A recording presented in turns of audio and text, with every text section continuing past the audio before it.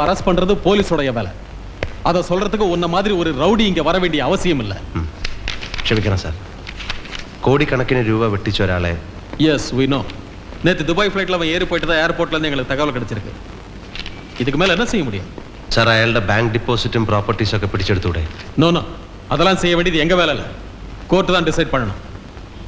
അജയ് ബാക്കിയുടെ സഹോദരനാണ് അമർ. അയാളെ അറസ്റ്റ് ചെയ്താൽ അജയെ കുറിച്ചുള്ള വിവരം കിട്ടും.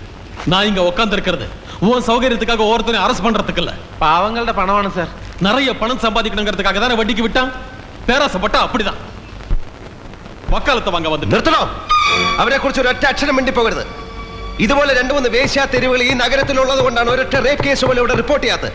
അവരവരുടെ ദേഹം വിൽക്കുന്നതുകൊണ്ടാണ് ഇതുപോലൊരു വലിയ നഗരത്തിൽ രാത്രി 12 മണിക്ക് പോലും പെണ്ണുങ്ങൾ മര്യാദയ്ക്ക് റോഡിൽ ഇറങ്ങി നടക്കുന്നത്.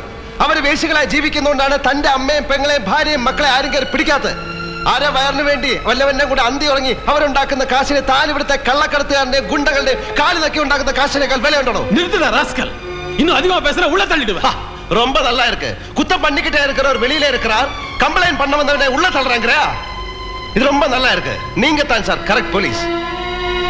ഇപ്പോ ഞാൻ പോകുന്നു. ഇനി നമ്മൾ തമ്മിൽ കാണുമ്പോൾ പോലീസിനെ പിടികിട്ടാത്ത പുള്ളി എന്റെ കയ്യിലുണ്ടാവും.